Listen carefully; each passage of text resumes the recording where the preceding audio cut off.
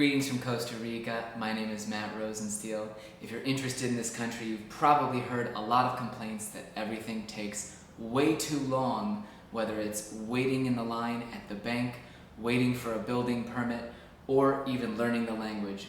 Today, I'm sharing 4 simple secrets to saving time in every aspect of your Costa Rica lifestyle.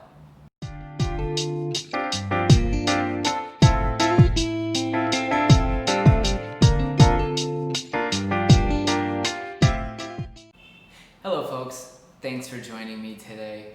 Everyone who is interested in Costa Rica at some point hears complaints of how long things take down here, and they're absolutely right.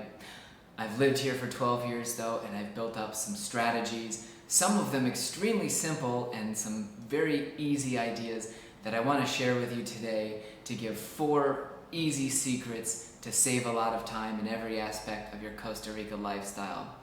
Number 1, and this is something I recently discussed on a different episode, you absolutely have to pick the right day and the right time to try and get your bank or government processes done. If you have to open up a bank account, if you have to go into the municipality to pay your taxes, whatever it is, you need to focus on finding a day when very few people are going to be getting their chores done as well, and you'll find that suddenly those huge lines, those massive waits that you hear about in Costa Rica don't exist. What do I mean? Well, if you remember from the municipality when we visited there, a lot of people come into town centers on strategic days of the month when they get paid to accomplish everything. So the municipality fills up with people on the first day of the month, the 15th day of the month, the last day of the month, and in general, much more on Mondays and Fridays. So if you've got to get those difficult bureaucratic things done here in Costa Rica, pick a Tuesday, Wednesday, or Thursday, somewhere at an odd date in the month. Go into town and you'll see that there are usually almost no lines stopping you from getting what you need done. Number 2, Costa Rican culture is wonderfully open and the people are extremely helpful. Get WhatsApp contact numbers for any kind of government official, bank official, hardware store salesman, anyone who might be of help to you in the future. And you'll be shocked that whereas in the United States or Canada or Europe, you have to go in somewhere to actually get helped by people, in a lot of Costa Rican private businesses, government entities all over the place, individual Costa Ricans constantly are willing to help people who contact them by WhatsApp. You can even get the WhatsApp number of, let's say, the guy who handles taxes at the municipality. If you're friendly, if you can speak a little Spanish and ask them for further help, somewhere down the line you could be sending them, hey, I need a status on this company.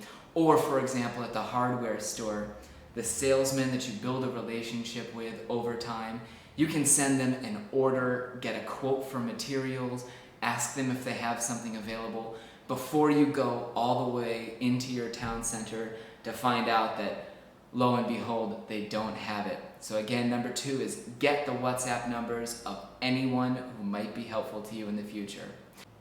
Number 3 is a language hack. Here in Costa Rica, they largely do not use the informal form of speaking. If you've tried studying Spanish, or if you want to learn, you want to come here and figure it out, you've probably been confronted by very confusing verb charts that actually have usually 6 different conjugations for the first person, the singular informal form, which is to, the plural first person, which is nosotros, and then 3 on the other side of the chart as well. Tu and vosotros, that informal form of verbs that they use in Spain, is largely unseen here, and among adults talking to each other, you would most often hear people calling each other usted. That is an absolute advantage if you're trying to struggle with a language.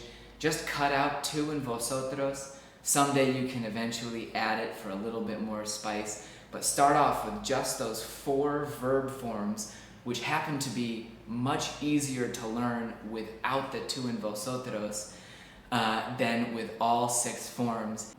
Number 4, foreigners here waste a ton of time waiting to get simple legal documents that enable them to do bureaucratic processes here.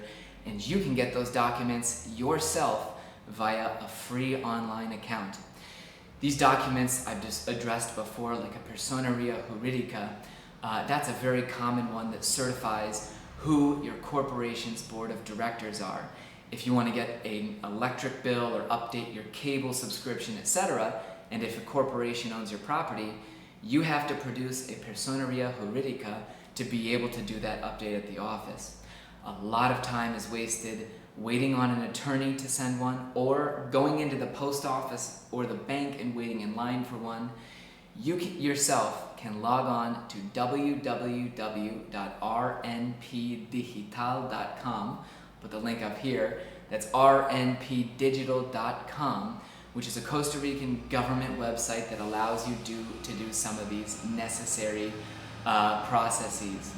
There, you're going to click on Sistema de Certificaciones y Consultas Gratuitas, and from there you can form a free account to log in, review National Registry information, print off these boards of director certifications, etc., etc.